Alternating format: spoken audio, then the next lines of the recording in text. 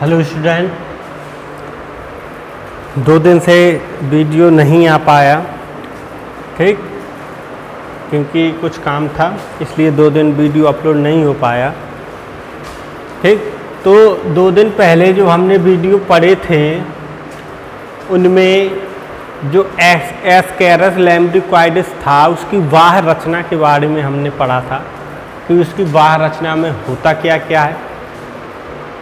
ठीक, अब उसके बाद जो नेक्स्ट है उसके आगे आंतरिक रचना। ठीक, जो एस्केरस की आंतरिक रचना मतलब जो उसका पृष्ठ होता है या उसको हम अनुदैर्ध्य काटें पृष्ठ को तो उसकी आंतरिक संरचना में कितनी भित्तियां होती हैं या क्या क्या होती हैं। ठीक, तो इसके बारे में हम चर्चा करेंगे। सबसे पहले ये वाला अलग है, ये नहीं है तुम्हें, ये हाई स्कूल का है। इधर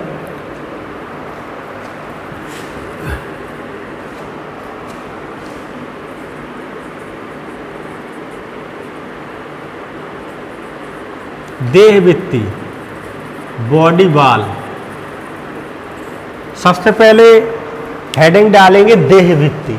देह भित्ति क्या होती है? ऊपर का जो आवरण होता है, देह मतलब शरीर का निर्माण जिस भित्ति से होता है उसे हम देह भित्ति कहते हैं। अगर देह भित्ति से हम एस्केरस को अनुदैर्ध्य काटें, ऐसा काटें तो इसकी जो भित्ति में कितनी लेयर पाई जाती है इसके बारे में हम चर्चा करेंगे।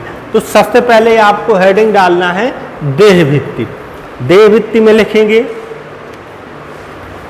एस्केरस की देह भित्ति में, एस्केरस की देह भित्ति में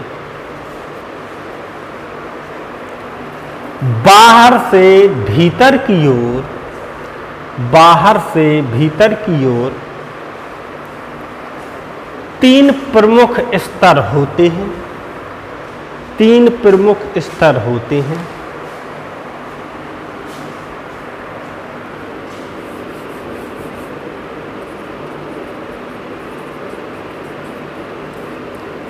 नंबर 1 क्यूटिकल,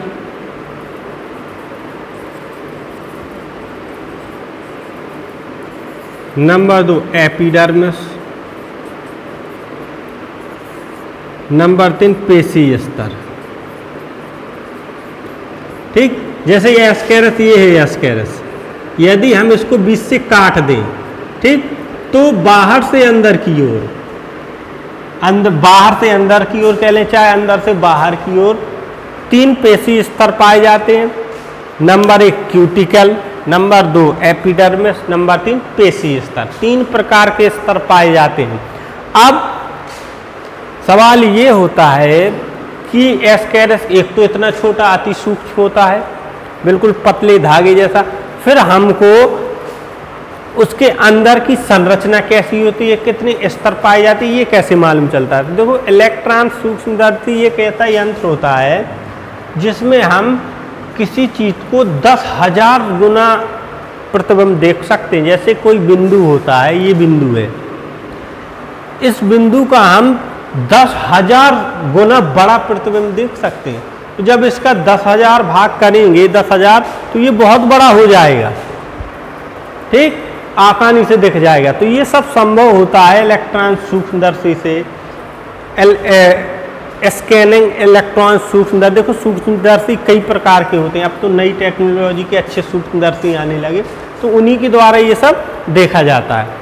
ठीक, तो 3 प्रकार का स्तर पाया जाता है, एक तो क्यूटिकल, दूसरा एपिडर्मिस, तीसरा पेशी स्तर, जहां पर उसकी पेशियां होती हैं।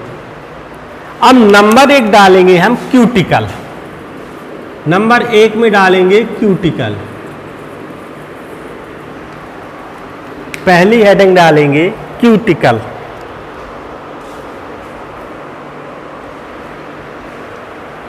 ठीक, तो देखो क्यूटिकल जो सबसे ऊपर का स्तर होता है वो कहलाता है क्यूटिकल। चित्र बना है, आप लोग चित्र में देख सकते हो। जो सबसे ऊपर का स्तर होता है उसे हम कहते हैं क्यूटिकल। इसमें लिखो यह मोटी कोमा चमकीली, यह मोटी कोमा चमकीली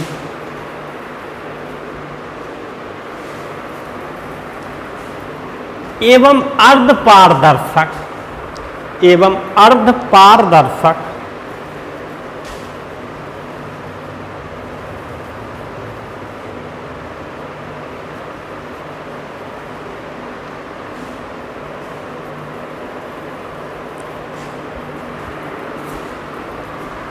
परत होती है।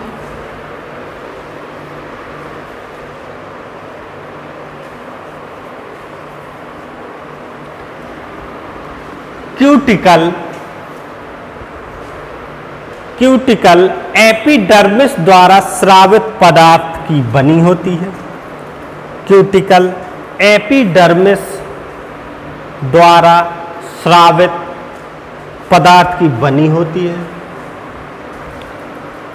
मतलब जो ऊपर का आवरण होता है, क्यूटिकल का आवरण, एपिडर्मिस द्वारा ही पदार्थ स्रावित होता है, जिसके कारण क्यूटिकल की क्या परत बन जाती है। इसमें बाहर से भीतर की ओर कई प्रकार के स्तर होते हैं।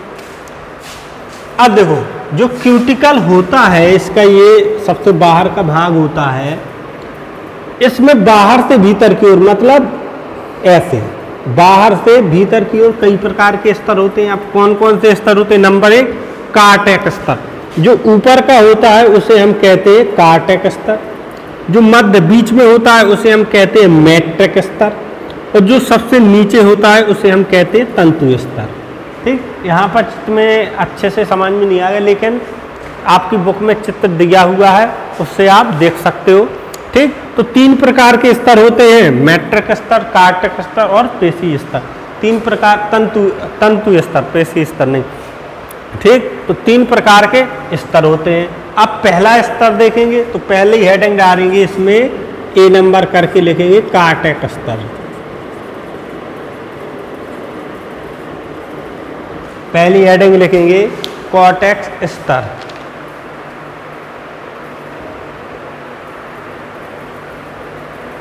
ठीक, इसको बल्कि स्तर भी बोलते हैं। तो हम जैसा इसमें लिखा है चित्र के अनुसार वैसे ही लिखेंगे, कॉर्टेक्स स्तर। इसमें लिखो, यह क्रेटिनकृत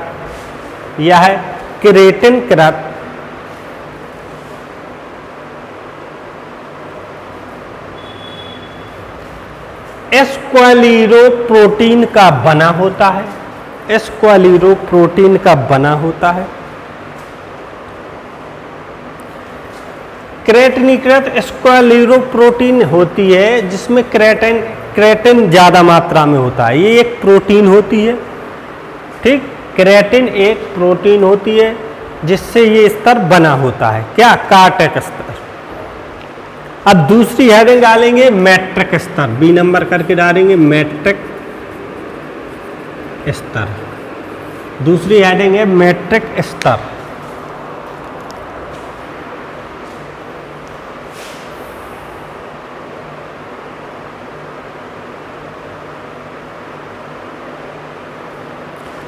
देखो, यह बाहर की ओर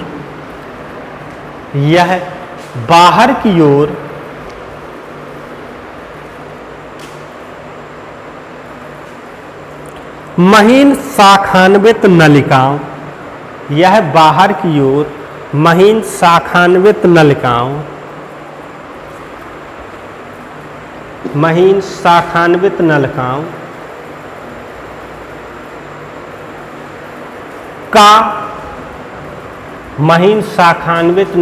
का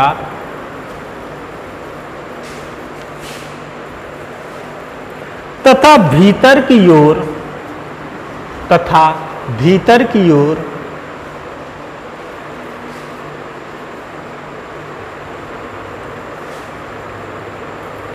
मेट्रिसिन नामक प्रोटीन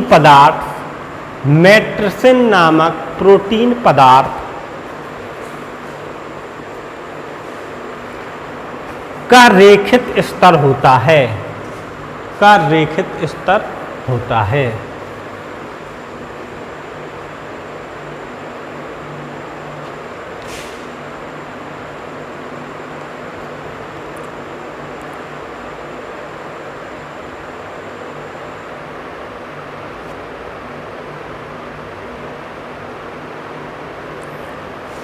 तीसरा नंबर लिखो तंतु स्तर, सी नंबर, तंतु स्तर, तंतु स्तर।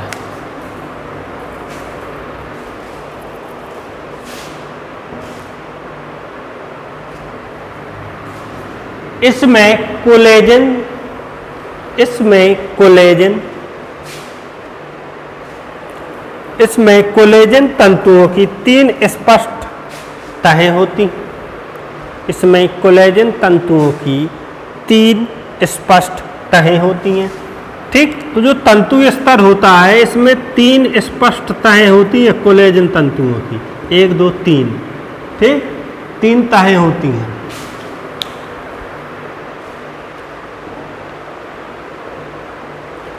प्रत्येक तह के तंतु, प्रत्येक तह के तंतु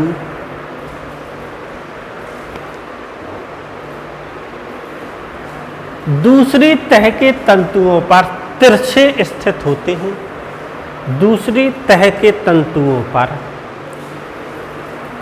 तिरछे स्थित होते हैं। तिरछे का मतलब एक के ऊपर एक, ऐसे तिरछे स्थित होते हैं। ठीक, ये तो क्यूटिकल की 3 स्तर हो गए कि क्यूटिकल में 3 स्तर कैसे पाए जाते हैं। अब इसके आगे वाला भाग मतलब और नीचे वाला भाग क्या होता है, एपिडर्मिस। अब हेडिंग डालेंगे, दूसरी हेडिंग है एपिडर्मिस, एपिडर्मिस।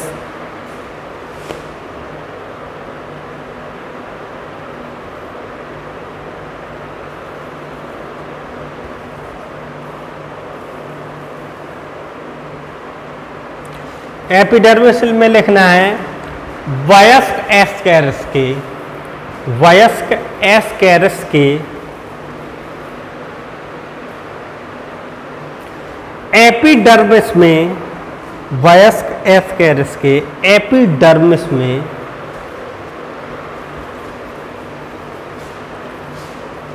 पृथक कोशिकाएं नहीं होती हैं, पृथक कोशिकाएं नहीं होती हैं। देखो, जो वयस्क एस्केरिस होता है उसके एपिडर्मिस में पृथक कोशिकाएं नहीं होती, बाकी सभी में पृथक कोशिकाएं होती हैं, पृथक कोशिकाएं नहीं होती हैं।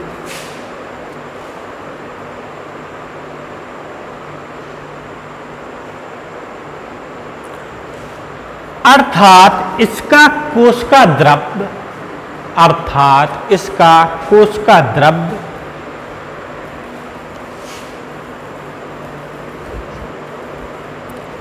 बहुकेंद्र की स्तर के रूप में स्थित होता है, बहुकेंद्र की स्तर के रूप में स्थित होता है।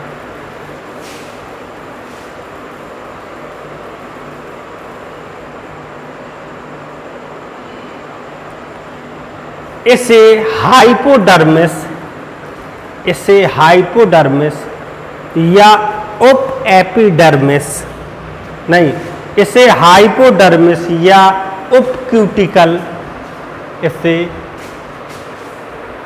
हाइपोडर्मिस या उप क्यूटिकल भी कहते हैं, उप क्यूटिकल भी कहते हैं। मतलब इसे जो एपिडर्मिस होता है इसे हाइपोडर्मिस भी कहते हैं या उप क्यूटिकल भी कहते हैं।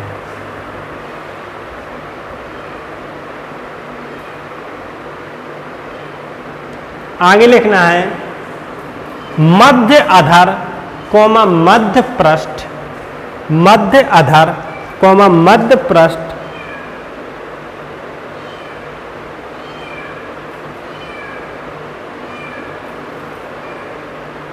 मध्य अधर कौमा मध्य पृष्ठ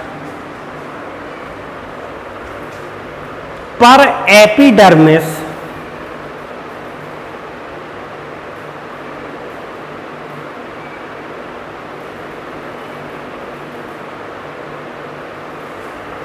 भीतर की ओर उभरी होती है, भीतर की ओर उभरी होती है।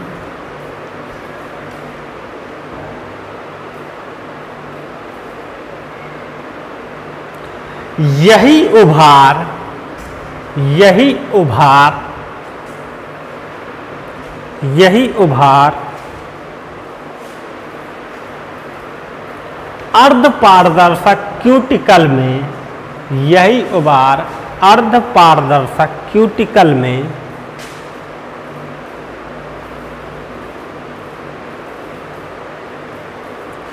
बाहर से चार धारियों के रूप में दिखाई देते हैं। बाहर से चार धारियों के रूप में दिखाई देते हैं।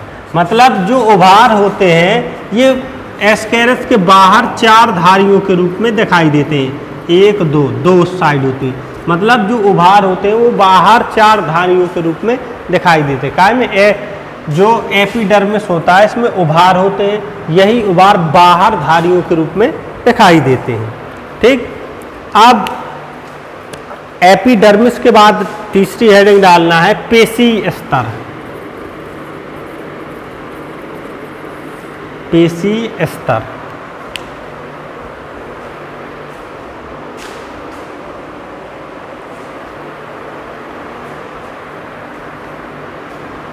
जो सबसे अंदर का भाग होता है ये, जिसमें केंद्रक होता है, इधर से लेके नीचे वाला भाग आता है पेशी स्तर में, जहाँ पर पेशियाँ होती हैं और केंद्रक होते हैं। कुछ संकुचनशील पेशी भाग होते हैं, मतलब उनमें संकुचन होता रहता है। कुछ संकुचनशील पेशी भाग होते हैं जिसमें संकुचन नहीं होता है। इन्हीं के मध्य में स्थित होता है क्या, केंद्रक। ठीक, तो ये चित्र आपको बनाना है, लिखने के बाद नीचे बना लेना या पहले बना लेना। ठीक, तो इन्हीं के बीच में होता है केंद्रक स्थित। अब इसमें लिखना है एपिडर्मिस के नीचे, एपिडर्मिस के नीचे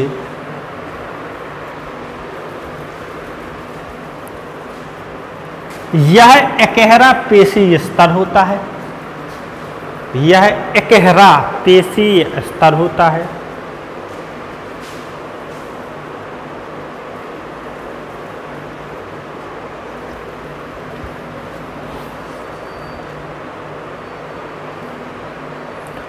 एपिडर्मिस के उभारों के कारण, एपिडर्मिस के उभारों के कारण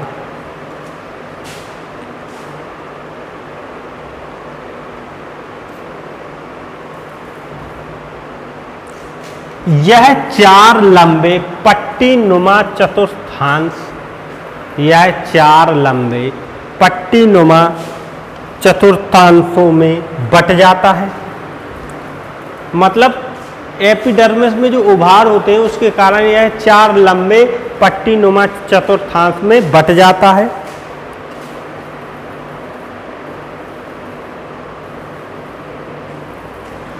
प्रत्येक चतुर्थांश में लगभग, प्रत्येक चतुर्थांश में लगभग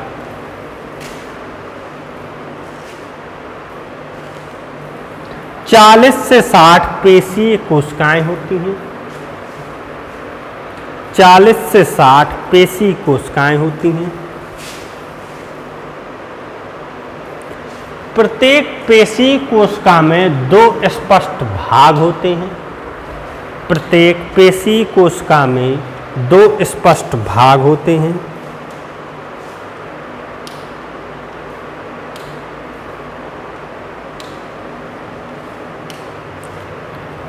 बाहर की ओर, बाहर की ओर एपिडर्मिस से सटा हुआ, बाहर की ओर एपिडर्मिस से सटा हुआ संकुचनशील पेशी भाग, दो स्पष्ट भागों में बटा होता, मतलब बाहर की ओर एपिडर्मिस से सटा हुआ क्या होता, संकुचनशील पेशी भाग। ठीक, तो बाहर की ओर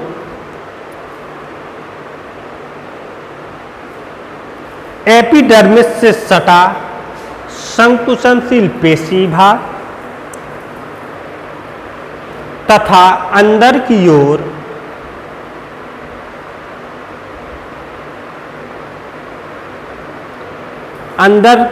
कर्कामय, अंदर की ओर कर्कामय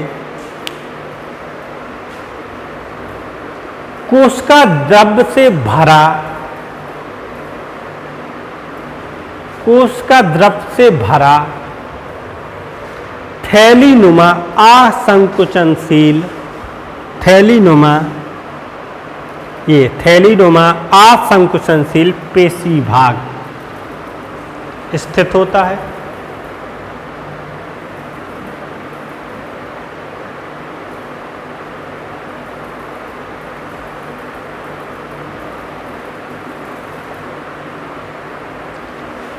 कोशिका के केंद्रक, कोशिका के केंद्रक,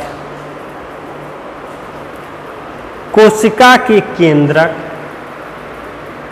एवं अधिकांश कोशिका द्रव इसी में होते हैं, एवं अधिकांश कोशिका द्रव इसी में होते हैं। जो थैलीनुमा भाग होता है असंकुचनशील पेशी स्तर का, इसी में केंद्रक व कोशिका द्रव स्थित होते हैं। ठीक, तो तीनों स्तर आपके हो गए, तीनों स्तर में इतना ही लिखना है। अब इसकी देह गुहा, देह गुहा का मतलब होता है अंदर एक गुहा होती है जहाँ से भोजन ग्रहण करता है, पोषण प्राप्त करता है। ये एक गुहा होती, मतलब जैसे आप समझ सकते हैं सुरंग होती है, उसी में भोजन जाता है और उसका पाचन होता है। तो देह गुहा में होता क्या है वो हम अगले वीडियो में डिस्कस करेंगे। मतलब क्या होता है, जो ये आवरण होता है इसके नीचे एक देह गुहा होती है, ऐसा ही आवरण इस साइड होता है, बीच में होती है देह गुहा। इसी देह गुहा से इसका भोजन जाता है और पाचन होता है। तो इसकी देह गुहा के बारे में अगले वीडियो में चर्चा करेंगे। इस वीडियो में सिर्फ आपको इतना ही लिखना है। ठीक, धन्यवाद।